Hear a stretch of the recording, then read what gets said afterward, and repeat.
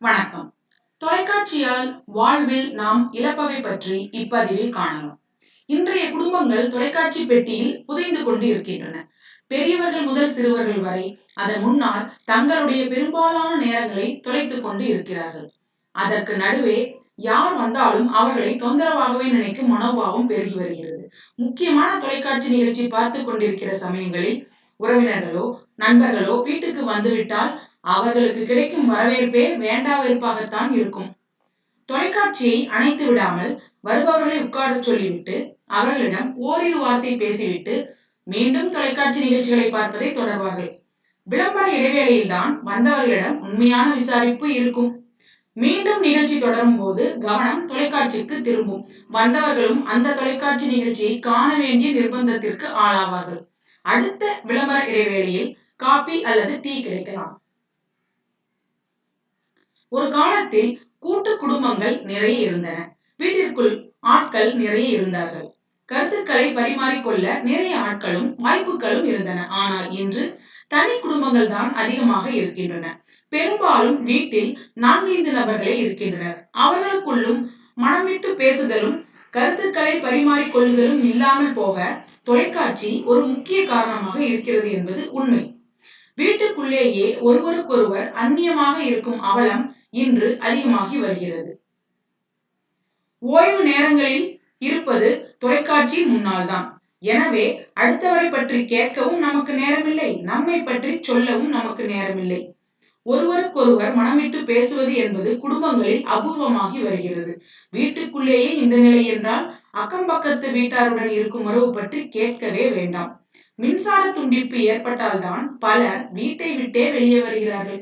அக்கம் பக்கம் பார்க்கிறார்கள். சுத்தம் செய்வது போன்ற சில விருப்பமற்ற வேலைகள் சிறிதாவது அந்த நேரங்களில்தான். சமீபத்திய ஆராய்ச்சி ஒன்றில் அதிகமாக தொலைக்காட்சிகளில் மூழ்கி கிடப்பவர்கள் மிக மகிழ்ச்சியாக இருப்பதில்லை என்று கண்டிருக்கிறார்கள். எனவே வீட்டில் தொலைக்காட்சி பெட்டி உங்கள் வாழ்க்கையில் அருமையான விஷயங்களை தொலைக்க வைக்கும் எதிரியாக மாற அனுமதித்து விடாதீர்கள். தொலைக்காட்சி நிகழ்ச்சிகளில் மிக நல்ல நிகழ்ச்சி அல்லது பயனுள்ள நிகழ்ச்சி என்று நீங்கள் நினைக்கும் குறிப்பிட்ட சில நிகழ்ச்சிகளை மட்டும் பார்த்து மீதி நேரங்களில் அதை அணைத்து வையுங்கள். உங்கள் பொழுதை போக்க அதை பயன்படுத்துங்கள். ஆனால் உங்கள் பொழுதை திருட அதை அனுமதிக்காதீர்கள். உங்கள் குடும்பத்தினருடன் பேசி மகிழவும் ஒருவரை ஒருவர் அறியவும் நேரம் ஒதுக்கிக் கொள்ளுங்கள். உங்களுக்குள்ளே உள்ள திறமைகளை கூர்மையாக்கவும் வெளிப்படுத்தவும் நேரம் ஒதுக்கிக் கொள்ளுங்கள். குழந்தைகளை வெளியே சென்றோ வீட்டினுள்ளேயோ விளையாட நேரம் ஏற்படுத்தி கொடுங்கள். இவை எல்லாம் மிக முக்கியம். இத்தனைக்கும் பிறகு நேரம் இருந்தால் மட்டுமே தொலைக்காட்சிக்கு, அதுவும் நல்ல நிகழ்ச்சிக்கு நேரம் ஒதுக்குங்கள். இப்படி செய்தால் மட்டுமே தொலைக்காட்சியால் பல நன்மைகளை நீங்கள் தொலைத்து விடாமல் இருக்க முடியும். எந்த சேனலை திருப்பினாலும் டிஷ்ஷும் பம் தடால் முடால் அடிதடி சப்தம், பாம்புகள் வெடிக்கிறது. நீண்ட அறிவாள்கள் சகிதம் அலையும் முரடர்கள் தலையை கொய்வது, துப்பாக்கியால் சுட்டுக் கொள்வது, பெண்களை மானபங்கப்படுத்துவது, பழி தீர்ப்பது, வெட்டுக்குத்து, அழுகை, அலறல், காதல், டப்பாங்குத்து ஆட்டம், துரத்தல், பஞ்ச் டைலாக் என சினிமா வெளிப்படுகிறது. பெரியவர்களுக்கு டென்ஷன், ரத்த அழுத்தத்தை அதிகரிக்க இது போதாதா? டிவி சீரியல்களுக்கு ஜவ்வு போல இழுக்க முடிகிற பல்வேறு கிளைகள் விழுதுகள் உள்ள ஆலமரம் போன்ற கதைகள் தான் மூலப்பொருள். அதில் கண்ணீர் சிந்தி மூக்கை உறிஞ்சும் பெண்கள், ஆஸ்பத்திரி, கர்ப்பிணி, பிரசவம், சோரம் போதல், பலதாரம், ஒரு தலைமோகம், குடும்பத்துக்குள் பழிவாங்குதல், துரோகம், வெட்டி வசனம் பேசுவது, அடுத்தது ஆட்டோவில் போவது, அங்கும் இங்கும் உலாத்துவது, ஆஸ்பத்திரி, கோமா, சதி, வஞ்சனை, இதைத்தான் திரும்ப திரும்ப காட்டுகிறார்கள். அமைதியான வீடு, அன்பான குடும்பம் என ஒரு வாரத்துக்கு மேல் கதையை இழுக்க முடியாது. இதை தெரிந்து கொண்டுதான் கதை எழுதுகிறார்கள். புள்ளி விவரங்கள் சேகரிக்கும் நிறுவனங்கள் அதிக நேரம் தொலைக்காட்சி நிகழ்ச்சிகளை பார்க்கும் ஒரு குழந்தை மூர்க்கத்தனமாகவும், புதிதாக படைப்புகளை உருவாக்கும் உற்பத்தி திறன் குறைவாகவும், பொறுமையற்றதாகவும், கற்பனை திறனற்றதாகவும், உடல் மற்றும் உள்ளபூர்வமாக மிகவும் பலவீனமாகவும் உருவாகிறது என்பதை தமது ஆய்வறிக்கையின் முடிவுகளாக சமர்ப்பித்துள்ளன. இன்று நமது பிள்ளைகளின் நிலையை பார்த்தீர்களா? சதாவும் தொலைக்காட்சி பெட்டியின் முன்னால் தான் உட்கார்ந்திருக்கிறார்கள். விளையாட்டுக்கு கூட வெளியே போவதில்லை. பக்கத்து வீடுகளுக்கோ உறவினர் வீடுகளுக்கோ அழைத்தால் கூட போவதில்லை. சிலைகளாக பள்ளிக்கூடத்திலிருந்து வந்ததும் உடையை கூட மாற்றாமல் அதன் முன் சிலைகளாக அமர்ந்து விடுகிறார்கள். தேநீர், சாப்பாடு எல்லாம் அதன் முன்னால் தான். உட்கார்ந்து உட்கார்ந்து அவர்கள் களைத்து போய் படுத்துக்கொண்டே தொலைக்காட்சியை இமை கொட்டாது பார்த்துக் கொண்டிருக்கிறார்கள். 2, 3 வயதுடைய குழந்தைகள் தொலைக்காட்சி பார்ப்பது மிகவும் ஆபத்தாகும். அந்த வயதில்தான் குழந்தைகளின் மூளை வளர்ச்சி அடைகிறது. அப்போது தொலைக்காட்சி பார்ப்பதால் மூளை வளர்ச்சி பாதிப்படையும். தொலைக்காட்சி பார்ப்பது குழந்தைகளின் மற்ற செயல்களை, அதாவது விளையாடுவது, பழகுவது, வீட்டுப்பாடம் படிப்பது, பெற்றோருடன் நேரத்தை செலவிடுவது, சுகாதாரமான காற்றோட்டத்தை சுவாசிப்பது போன்றவற்றை கெடுக்கிறது. எப்போதும் டிவி முன் இருக்கும் குழந்தைகள் டிவி பெட்டியிலிருந்து வெளிப்படும் எக்ஸ் கதிர் தாக்குதலுக்கு தொடர்ந்து உட்பட்டு புற்றுநோய் அபாயத்துக்கு உள்ளாகிறார்கள். அதிரடி சத்தங்களால் காது கேட்கும் திறனை விரைவில் இழக்கிறார்கள். எதையும் பார்த்தே அறியும் குழந்தை புத்தகம் படிக்க பழகுவதில்லை. கிராபிக் ஜாலங்கள் கண்டு பழகிய கண்களுக்கு வகுப்பறையில் டீச்சர் பாடம் நடத்துவது போர் அடிக்கும். டிவியின் காட்சிகளின் தாக்கம் உள்ளத்தில் ஆக்கிரமித்திருப்பதால் பள்ளிக்கு செல்லும் போது பாடத்தில் கவனம் இருப்பதில்லை. குழந்தைகள் தொலைக்காட்சி பார்ப்பதினால் பசியின்மை, தூக்கமின்மை, மந்த புத்தி, முரட்டுத்தனம் ஆகிய பின்விளைவுகளை பெறுகின்றன. திடீர் திடீரென மாறும் காட்சிகளால் ஏற்படும் ஒளி தாக்குதல்களால் விரைவில் கண் பார்வை போய் முதியவர்களை விட கனமான கண் கண்ணாடிகளை அணிய வேண்டிய நிலைக்கு தள்ளப்பட்டு இருக்கிறார்கள். தூரக்காட்சி, கிட்டக்காட்சிக்கேற்ப பார்வையை நிலைநிறுத்தும் தசைகள் செயல்திறன் குறைந்துவிடும். நாலாபுறமும் பார்க்க வேண்டிய கண்கள் ஒரே இடத்தில் நிலை குத்தி நின்று விடுவதே இதற்கு காரணம். மழலைத்தன்மை விரைவில் மறைந்தே போய்விடுகிறது. நினைப்பதை அடைய வன்முறைதான் தீர்வு என்று காண்பிக்கப்படுகிறது. நல்லவர்கள் கெட்டவர்களை அடிப்பது நல்லது போலவும் அது சாதாரணமானது போலவும் சித்தரிக்கப்படுகிறது. விளையாட்டுகளில் இது போன்று நிரூபிக்க குழந்தைகள் முயலுகின்றன. அதற்கு ஏன் இவ்வளவு முக்கியத்துவம்? பள்ளிக்கு சென்று இயற்பியலும் வேதியியலும் கற்பதை விட டிவியில் எளிதாக குழந்தைகள் ரெக்கார்ட் டான்ஸ் கற்றுக்கொள்கிறது. விளம்பரங்களை திரும்ப திரும்ப காட்டி மக்கள் மூளையில் ஆணி அடித்துக் கொண்டு போகிறார்கள். விளைவு, தேவையற்ற பொருள்கள் விரைவில் வீட்டில் குவியும். உங்கள் செல்வம் வேறு எங்கோ குவியும் பணத்தை வாங்கிக் கொண்டு நடிகர்கள் சொல்வதை நாம் நம்பிவிடுவதா? ஒரு பொருளின் அடக்க விலையில் பெரும்பகுதி அதன் விளம்பரத்திற்கு தான் செலவிடப்படுகிறது. அப்படி இருக்க விளம்பரம் பார்த்து வாங்கும் பொருளில் நீங்கள் செலவழித்த பணத்தின் மதிப்பு இருக்குமா? குடும்ப தலைவிகள் எவ்வளவு முக்கியமான வேலை இருந்தாலும் அப்படியே போட்டுவிட்டு சீரியல்களில் மூழ்கி கிடக்கிறார்கள். இளம் பெண்கள் நடனமங்கையாக விரும்புகிறார்கள். மாமியார் மருமகள் உறவுகளில் விரிசல் ஏற்படுத்தி குடும்பத்தை சீர்குலைக்க எத்தனை சீரியல்கள் சொல்லித் தருகின்றன. முன்வாசல் வழி திருடன் வந்தாலும் கூட தெரியாத அளவு மயங்கி கிடக்கிறார்கள். வேலை முடித்து களைப்பாக வீட்டுக்கு வரும் கணவனுக்கு ஒரு டீ தர நேரம் தருகிறதா? பிள்ளைகளுக்கு வீட்டு பாடம் சொல்லித்தர அவர்களோடு கொஞ்ச நேரம் தருகிறதா?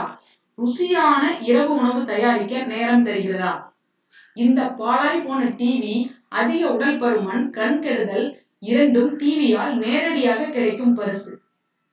தொலைக்காட்சிகள் குழந்தைகளுக்கு கெட்ட தாயாக, கெட்ட தந்தையாக, கெட்ட நண்பனாக, கெட்ட டீச்சராக, கெட்ட உலகின் வாசலாகவும் வாழ்க்கையாகவும் இருக்கின்றன.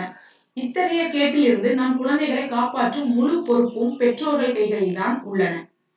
இப்படி போனால் குழந்தைகளின் எதிர்காலம் என்ன ஆவது? அவர்களை பற்றி நீங்கள் கவலைப்படவில்லையா? உடல் வலுவிழந்து, மூளைத்திறன் குன்றி, சிந்திக்கும் ஆற்றலின்றி, செயலாற்றும் அனைத்து அபார ஆற்றல்களையும் இழந்து பரிதவிக்கும் நிலைக்கு படு வேகமாக அதல பாதாளத்திற்கு சென்று கொண்டிருக்கிறார்கள்.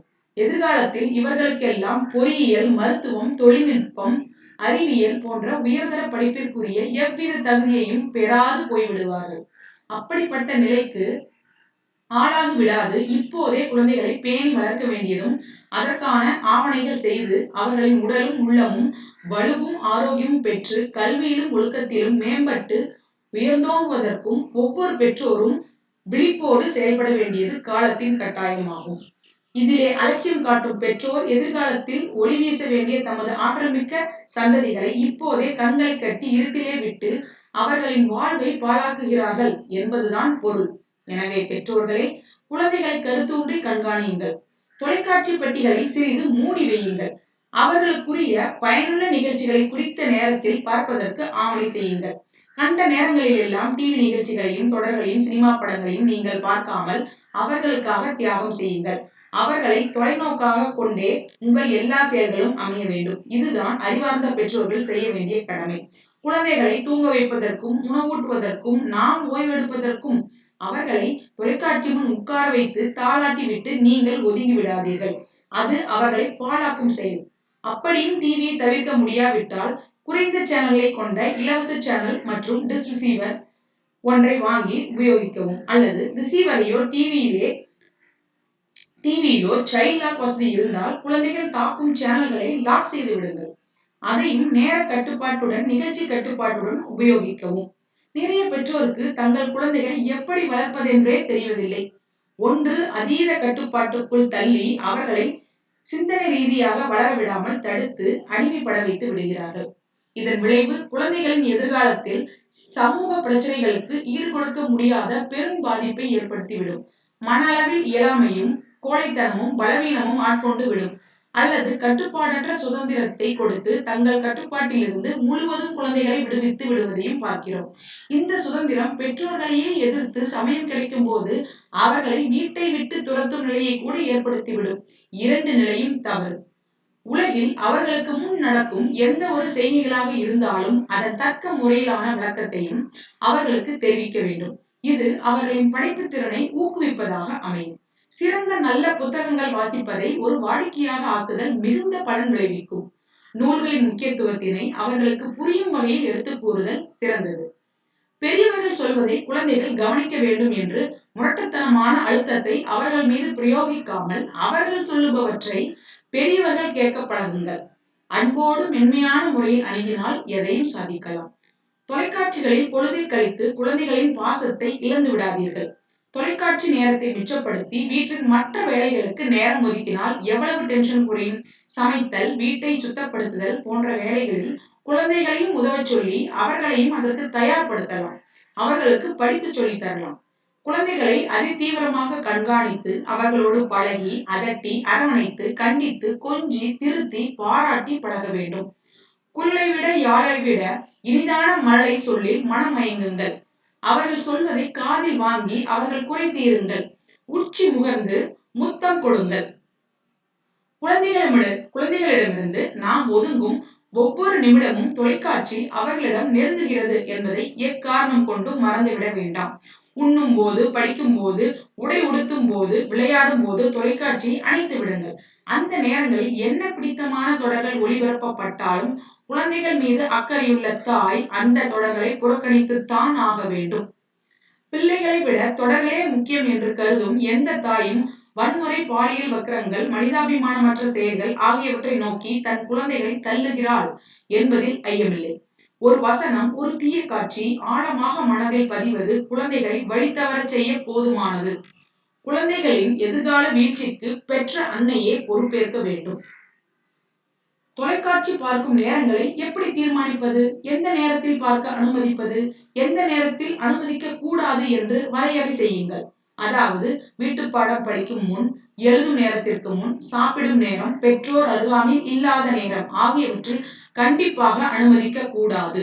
ஒரு நாளைக்கு அதிகபட்சம் 2 மணி நேரத்திற்கு மேல் அனுமதிக்க கூடாது. பள்ளி நாட்களில் இரவில் 1 மணி நேரமும், வார நாட்களில் 3 மணி நேரமும் அனுமதிக்கலாம். அறிவுபூர்வமான நிகழ்ச்சிகளை சில நேரங்கள் அதிகமாக அனுமதிக்கலாம். மருத்துவம், உடல் ஆரோக்கியம், கல்வி, விஞ்ஞானம், செய்திகள் ஆகிய நிகழ்ச்சிகள் பயனுள்ளவை. படிப்பில் குறைவாக உள்ள குழந்தைகளை ஒரு நாளைக்கு அரை மணி நேரம் மட்டுமே அனுமதிக்க வேண்டும் அல்லது முற்றிலும் தவிர்க்கலாம். வார நாட்களில் 2 மணி நேரம் அனுமதிக்கலாம். அதுவும் ஒரேடியாக பார்க்காமல் விளம்பர நேரங்களில் எழுந்து சற்று நடந்து உடலுக்கு வேலையும் கண்ணுக்கு ரிலாக்ஸும் கொடுக்க வேண்டும். விளக்கை அணைத்து விட்டு டிவி பார்க்க கூடாது. டிவிக்கு பின்புறம் மங்கலான வெளிச்சம் தரும் விளக்கு இருப்பது நல்லது. வீட்டுப்பாடம் இருக்கும் போது கண்டிப்பாய் டிவி பார்க்க அனுமதிக்காதீர்கள். குழந்தையின் விரும்பிய நிகழ்ச்சியாய் இருப்பின் பதிவு செய்து பிறகு காண்பிக்கலாம்.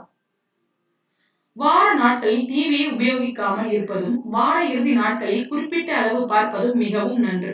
இது வீட்டுப்பாடம் படிக்க வேகப்படுத்துவதை தடுக்கும். குடும்பத்தில் உள்ளவர்களுடன் உறவாட உதவும். குழந்தையை டிவி முன் நிறுத்திவிட்டு சமையல் செய்வதை காட்டிலும் சமையலுக்கு உதவ குழந்தையை தூண்ட வேண்டும். நல்ல நிகழ்ச்சிகளை பார்க்கும் போது உள்ளத்தில் அதுவரை நாம் திறக்காது வைத்திருந்து ஒரு ஜன்னல் திறக்கும். அதன் வழியே பார்த்தால் தெரியும் அற்புத சோலைகளும் அதிலிருந்து வீசும் காற்றில் கலந்து வரும் நறுமணத்தை நுகர்ந்து அனுபவிக்கச் செய்யும். மாறாக தரம் குறைந்த நிகழ்ச்சிகளும் சில ஜன்னல்கள் திறக்கும். அங்கே சாக்கடை தெரியும், குப்பை மேடு தெரியும். மெல்ல சுவாசத்தை இழுத்தால் துர்நாற்றம் தான் வரும். நமக்கு எது தேவை? தரமான நல்ல தொலைக்காட்சி நிகழ்ச்சிகளையும் தம்மை சுற்றி நடக்கும் நிகழ்வுகளையும் குழந்தைகளுக்கு எடுத்து கூறி அவர்களுக்கு விழிப்புணர்வு ஊட்டும் அதே வேளையில் தீங்குகளிலிருந்து நமது இளைய தலைமுறையினரை மீட்டு நேர்வழிப்படுத்த வேண்டியது நம் கடமையாகும். நன்றி.